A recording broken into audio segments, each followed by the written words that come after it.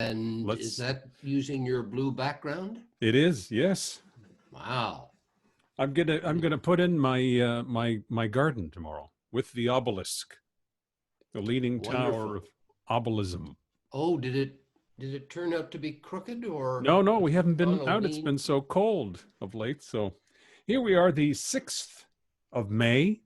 That's right. The official end of the Renaissance in 1527, when Oh German my. troops sacked Rome. Much the way viewers sacked you when they saw those photographs on Facebook last night. Boy, did I get sacked. Yeah, Yeah. that was a lot of fun. Thanks a lot to Yvon Yeah, Vadnais. Vadnais I think for sharing those. Vadnais has more things up his sleeve. I think he sent those yesterday. Jeez. And I posted them about 29 seconds after the Yeah. emails arrived. Yeah, So. you couldn't resist it, right? No. Now, there's the 12-year-old kid looking like a funeral director. No, you look like a lawyer. You look like the old man kind of saying, and you that the comment about you, and then party of the first part and the second part, and but I like the varying expressions with Biggio just staring off in the distance and Bill Amos looking. Maurice looks as if he's saying, "Did he really say that?" That's right, and Bill Amos looking at the exit, going, "God, when the fuck can I get out of here?" Maybe we should just show people the picture if they. I mean, they probably do. You showed it to everybody. Let me just get to the our calendar out of the way here. There it is. This is it here. Yes. Yeah, I should have taken the day off. Yeah, John Grant. Yeah, I guess it's better than Saskatoon. Yeah, and not much. God, Kathy, I miss Kathy. We should maybe try to track down Kathy to see how she's doing. Yeah, Kathy Kiefler. Yeah, she was a riot. That is Jocelyn Soulode. It is Jocelyn Soulode. I thought so. Yes. Yeah. And there's Dave, of course, with his regular expression, staring blankly into the teleprompter, going, "What do I do now? What do I do now?" Modeste looking askew, saying, "Yeah, can I get out of here now?" and Bill having a nap. That's great. Yeah. John is doing his crossword puzzle. Oh, boy. And Jocelyn is saying, "God, the kid's 124 pounds." But these are all, I mean, somebody commented on the same thing, and I was thinking the same thing. These are all such talented and such great folks. John Grant, too. God, he was funny and so good at what he did. Yeah. And Modis, and I miss these folks very much. We had some good times. And there is the commissionaire's desk that Yvon talked about stealing from the basement with Brian Murphy. Yeah, Brian would be involved in a liberation operation. It used to be the commissionaire's desk at the front of La Maison. This is before I started, but they literally took a chainsaw to this thing and cut it down to about half the size. You couldn't get it out. You couldn't get it out of the room. Looked like something out of a Bro and Martineau showroom, right? It was all padded and God. Yeah, and underneath it was just this cheap, crappy plywood, a couple of holes for drinking water. Oh, my. And this is the civic election of 1982, by the way. Right. So there we are. 1982. Okay, so infamy. that was the year before I started at CBC. So my goodness, how much fun was that? Okay, let's get going here because Vlasta is in the green room and there is so much to cover. I'm such a fan. He's been there since yesterday morning. Vlasta, there he is, and he is. And the beard is in place. And do you think Vlasta's got a good quality microphone? You're damn right he does. Oh boy, I'll bet you he does. A few voiceovers in his as he arranges a few things. I hadn't seen the beard up until I saw the photograph on Facebook. The latest picture I had was this one. That one there. That's on the IMDb profile. Yeah. And if you want to see how much stuff he's done, go to just look up Vlasta Vrana and you'll fall on the IMDb. It is quite an amazing array of stuff, everything from video games to movies to he appeared in a David Cronenberg movie back in. Aren't you tired of people gushing at you this way, Vlasta? Right now I am, yeah. Oh, you are? Thank you. So was I. So that's 2 out of 3. Well, hey, listen, this is spread out over many years. This is yes, but like, still, there's not a lot you, of intensity here. but do you look back and say, God, I don't remember half of this stuff? Well, I love telling the stories, Oh, great. We're going to get stories. Sorry? We're going to get stories. Well, Great. no, I'm love thrilled. telling the No, I'm stories. thrilled. Yeah. Well, let me just start with the story. I was texting with Vlasta the other day, and I received a cassette tape at Newswatch many, many years ago, and it was a training audio tape to train people on how to do moose calls. You don't remember that, do you? And I took the cassette player into the studio, and and you'd hear, "Whoa," and then you hear Vlasta. And then the female says, and that was just hilarious. But you don't remember doing that, do you? No. There was a beer ad I did about 15 years ago with Guy Sprung, from Infinite Theater. Yeah. And we were judges at a moose calling competition. And it was hilarious. But that's the only thing that comes to mind. Okay. God, I wish I had videotape of that. People, yeah. And it was under the desk, so the cameramen were going, "What the fuck going on?" Where did you do the moose calling judging? Where were you? Oh, that was in the studio. It was an ad. Was it Molson Canadian or something like that? Yeah. Well, actually, yeah. It was for those guys. Yeah. Is the IMDb profile correct? Because you have something in post-production now, do you not? Yeah, I don't know how they do that stuff. It all comes out of productions, and sometimes the paperwork's 6 months late or 6 months early. So I don't know what's on there now, and the stuff that's not there, and stuff that I've got a listing there. I have no idea what it is. So that's a whole separate business. How are you maintaining these days, since you can't get to sets and do stuff? Of course, you can do voiceover at home, I presume. Yeah, this is pretty cool. I've been kind of thinking about this for years. To have a little home studio, because I live in the country. I live right on the Ontario-Quebec border by the Ottawa River here. There's the river right there, and it's a bit of driving, and this is possible to do. I've done the land, or what they call it, the patch. You're in the studio and you're being directed from Los Angeles or London or something. So apparently it can be done, but where I live, the internet is slow. Okay. So it's not working, but I've been recording in my closet. There are a number of clients that I've been working with for years, and we seem to be getting along well. And they're quite happy to let me go into my closet, which is an inside closet, no outside walls. Lots of good soundproofing with my iPad, and I've got a good mic. I've got a sound mic, so to speak.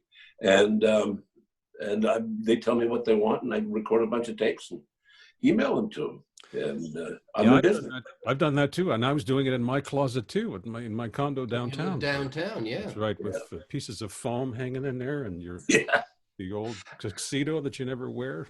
So there you go. Yeah. No, I've been thinking about actually converting my closet a bit more seriously. I see. How priorities have changed. Well, yeah, I don't wear that many clothes. Okay, well, you seem to have enough on this morning. What's more fun, the voiceover work or actually dragging your ass down to a set? Well, it all depends on the set and the studio. Some studios, studio work, the voice work is regular. That's my bread and butter. But, sometimes when you start at 4 a.m, it's not so much fun. Or you finish at 4 a.m, that's not fun either. And so, it can be very physically hard. The lack of sleep, sometimes physically difficult, extreme cold or heat. Or I can tell you stories where, I'm dressed in furs and it's 90 degrees outside. And, I got to pretend that I'm freezing and vice versa, And you have a director who wants to take after take? Well, you got to get it right. Yeah. Sometimes, we did one film. I remember it was like -30 all night, and I was the cop in the suit, right? So they could throw something over me just so much, and then they have to take it off, and I'm just in a suit. And the film, it was so cold, the film kept breaking. It was still film days. So the film kept shattering. So we're trying to keep the camera warm and kept the actor warm. And the sun's coming up, so we've got to do it now. Right, of course, yes. You've got 30 seconds to nail this, otherwise we lose the day. Yeah, so, you know. Where were you filming? Just locally or? Oh, that one was Montreal. I was here. Yeah. Yeah, that was actually that was quite that was on what was it called? The headbanging things. It was the Cronenberg's Scanners. Oh, Scanners. Scanners. This is the second one though. Scanners 2. With Christian Duguay. Right. Directing. And I remember spending the night in an alley with a gun, doing, shooting, and my head just still ringing from the sound of a confined space with, gunshots. And that was the night of the Polytechnic massacre. Oh my God. So I got out of there, it was full of gunpowder, full of my head, I could barely hear. And as I'm getting to my car at 4 a.m, this is coming into the radio. And I felt that I was somehow not there, but just playing with playing these with guns all night while this was going on. I can see where that must be another worldly feeling. Yes, sticking in your mind. Oh, yeah. You also worked with Donald Sutherland in The Human Stain. I know our buddy Terry Haig was in that movie too. Yes. And was that an interesting experience? Well, not so much. That was a small part. I had a scene with Wentworth Miller, I think, on that one. But Donald I've known since 1972 when I was a second assistant director. And so you've worked behind the camera as well. Yeah, not much. That was trying to get going as an actor, then I got going. Okay. But I've done a number of projects with Donald. What's he Video like? game voiceover. Now the voiceovers, I've been a fan of the voiceover, I think perhaps more than the acting, and I apologize for that because no, that's fine. That's Vlasta. That he's the voice of the cheese, or he's the voice of yes, the beer, the voice that's what people hear. Yeah, the voice of the Quebec government, the voice of everything, right? Yes. So, so the and video games too, all sorts of things, right? I love doing video games. Yeah. Oh yeah, everybody's young. I'm 70, and so I'm sort of starting to lose touch with. I don't know who that singer is, that famous singer that everybody's talking about. I'm out of it by now. So, but I come into the studio when they're doing mocap, which is motion capture, and they put me in, big fat guy. They put on a suit, and it's got all these little dots. Oh yes. Which are picked up by detectors in the studio. It's like a film studio. But what's phenomenal is I started doing video games in the 90s, early 90s, when it was really crude. And the animation was very, choppy and crude. And then it evolved as I'd come to work. And now there's a screen, a monitor screen, it's probably 10 feet across, showing what the monitors are picking up. And it's actually you in the suit, but with animation over the suit. Not full animation, but the character you're playing, you can see on screen as you're playing it. Wow. So they've got so much power that not only can they see the character you're playing, but if you're playing with other characters, they could take any point of view they like. They could be 50 feet up in the air looking down at you as you're playing that character. I find that fascinating. I love playing that stuff. Is it distracting when it comes to keeping track of your lines? No, not really. No, are you're just reading from a script as you're doing this, or? Oh, well, you try not to. Oh, okay. It's gotten more and more serious. In the old days, you'd show up, read the lines into the microphone, right? Get them done, get out, right? Now it's like making a movie. There's table readings and talk about motivation and why would he say that and why would he do that. And, my goodness. And so it's these productions are much more careful about the performances. But in the early days, I gather from what you were saying, because of the technology, you were kind of going blind, right? You were just going in there and reading the script without knowing Yeah. who you were, let alone anyone else in the scene. My Yeah, son would love nuance. this. What's He's a that? huge gamester. He's in his 30s. He's Yeah, probably heard your what's voice. nuance? You know, nuance. Never heard of it. Huh. Did you But know Peter Cullen? Peter Cullen, I was just thinking about him. I was in the late 60s, I was at Sir George Williams University learning to be an actor. And I was involved in TV Sir George. And Peter and Ted Ziegler, remember Johnny Jellybean? Johnny Jellybean. They were doing, I think, funny you should say that. Yeah. At the D.D. Clark Theater. And I did a couple of shifts working stage for them and so on. And Ted came by to our little studio and gave me some advice, which I still remember. You know, we were shooting black and white. He said, make everything color. You know, it's just, it doesn't matter that they can't see it, but you can see it. You know, stuff like that. So. Yeah, Ted and Peter were decent guys. They were both a couple of mentions.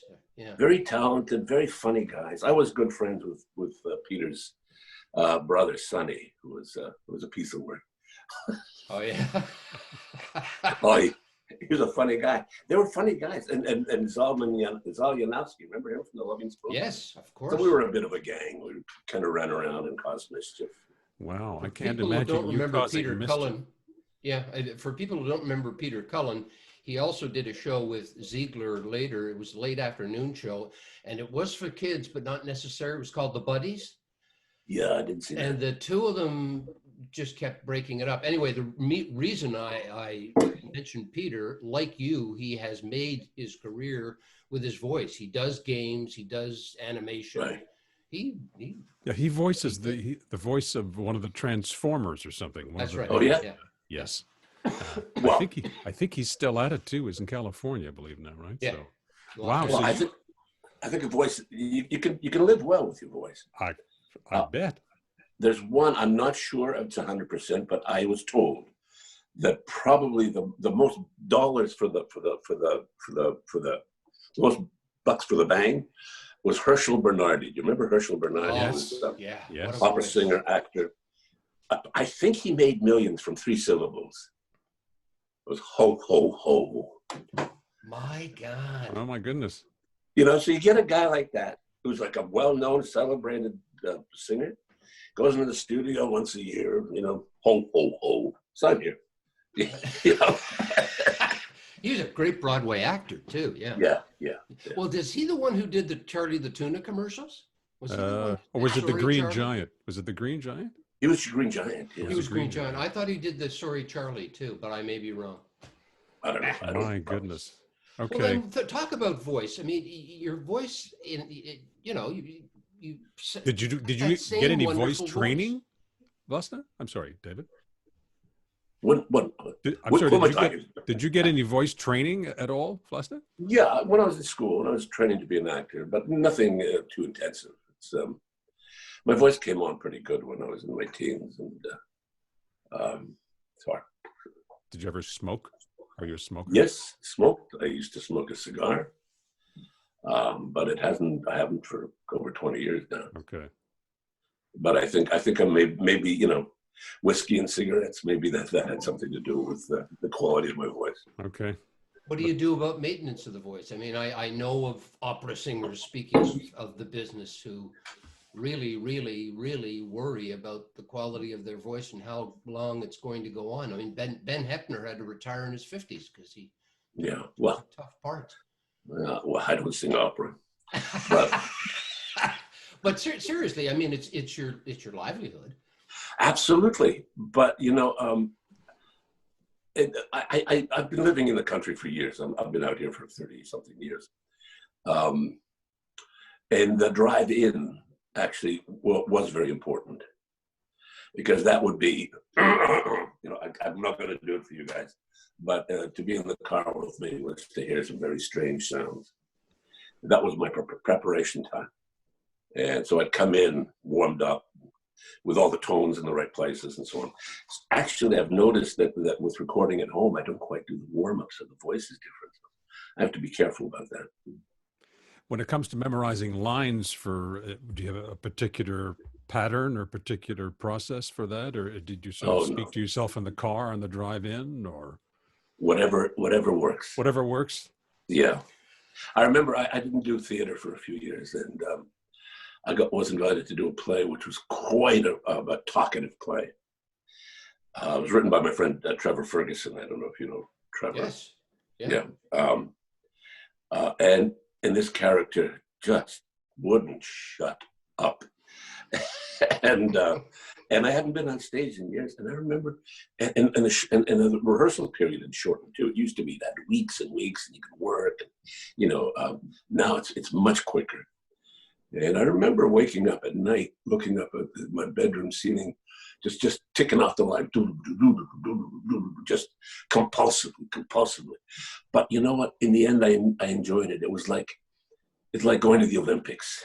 You put in that work, you sweat, and you finally get there to the finish line, and you've done it. So. And the live audience is an added charge. Oh, absolutely. That's a lot of fun. Do you see the line coming? Because I remember reading about Marlon Brando, who couldn't memorize a damn thing. He would write little notes and put them on the back of furniture and things when he was on set. Yeah. Do you see it coming slowly in the brain as it arrives and moves on, or? Well, I can't be looking forward. I have to be in the moment. Okay. But I haven't been on stage in about 5 years. We did View from the Bridge at the Seagull with Tony Nardi in the lead character, and I played Alfieri, the lawyer who comes out and sort of talks to the audience about what's going on. And I mixed up. I came up with the wrong scene because I'd had my own entrances, and I put myself in completely the wrong place. But the interesting thing is most people didn't notice. And your fellow actors adjusted as well. Oh, they adjusted, yeah. Of course. Yeah. That scared the crap out of me. What happened there? Because anything can go on stage. That's part of the charge too. I was a sound man. I did the sound effects for some crappy little play playing here in town, but it was a load of fun. And I was supposed to supply the telephone ringing. And it was the classic line. I fell asleep at the wheel, if you will, or it became. Hark! I hear the cannon. That's right. Is that the phone? The actor says, "That the phone ringing?" Yeah, I bet you Don's gonna call. I said, "Is that the phone ringing?" Oh my God! My life passed before my face. Well, that could be pretty exciting. I remember I did a play once with an actress. It was just the two of us, and it was like a dinner theater kind of a thing. And the two characters, they're married and they're divorced and they get together, and it's one of those, spring and summer in and out kind of things. And in one scene, my character comes in through her balcony as she's putting on her wedding dress, and we're playing the scene like she's going to marry somebody else, and I have regrets, And she didn't have her glasses on. She couldn't see very well. And I'm in the room with her. There's the audience. And there's no dress on the bed. The dress that she's going to be putting on, which is like the big visual moment in the play, in the scene. And then she stops going, oh, my dress. What is my dress? Must have left it in the closet. She goes in. Well, Jesus, didn't it go crazy afterwards?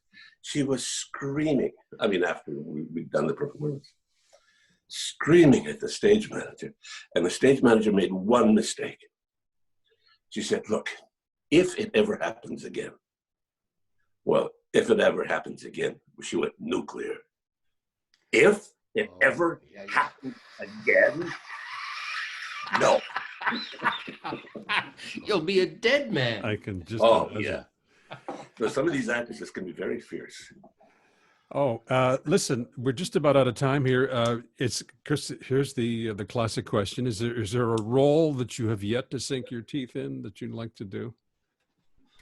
Oh, geez, I don't know. Because you've been the cop, the lawyer, the the doctor, Dr. Zimmerman, and this and that, and you've been. Well, I'm playing old men now. Oh, I see. Okay. Which I'm kind of enjoying it because old men can be a little bit off, you know. They can be Ernest Hemingway, perhaps. I can see you as Ernest Hemingway. He didn't get that old. This is my default look for hiding out. But yeah, I mean, I'm enjoying the parts I'm getting now. The somewhat comic, you know. I love doing comedy. Okay. So even in a serious piece, like you can play an old guy with a little bit of a comic twist on it, and it gives me a sense of pleasure, and people seem to enjoy it. So. Would you like to do Shakespeare or funny, like Falstaff? Well, I don't know. Have you done Shakespeare? I once at the Manitoba Theatre Center, we did Richard III with William Hurt wearing the hump. Oh my God! I played his brother. Wow. That's very interesting. Well, we look forward to seeing you in something soon. We'll be hearing you, I'm sure. When are we going to be hearing you on anytime soon? Any particular publicity? I recorded something yesterday. I don't know. Okay. It's out there. Okay. Well, my son's probably heard your voice a million times. He's a huge gamester, Vlasta, so he probably knows your voice as well as Yvonne I did. Well, now you can. Well, that's the thing. You know, I used to be a movie, you know, like in the movies, and you visit with people, and the kids go, "Oh, he was in the movie, isn't that nice?" Couldn't be, you know, there's nothing. But if you tell them that I was in, you know, Assassin's Creed, they're all over you. That's the name of the game. I was trying to think of Assassin's Creed. Yeah. I love the voice, pal. Take care of it. Thank you, Vlasta. Well, thank you very much. You've been a mensch. Appreciate it very much. Have a good day. Thanks for joining us. Good for you guys. This is a very nice thing to be doing. Good. Thank you. Thanks a lot. We'll talk soon. Enjoy your day. Right. I can bet on it. Bye, buddy. Bye-bye. There's a Canadian actor. Yep.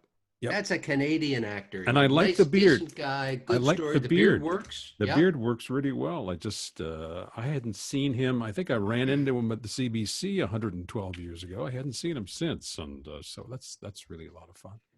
Well, it's the razor blades on Molasses' voice has, well, as he says, he's 70 years old, but it's unmistakable. That's unmistakably Vlasta Vrana for sure.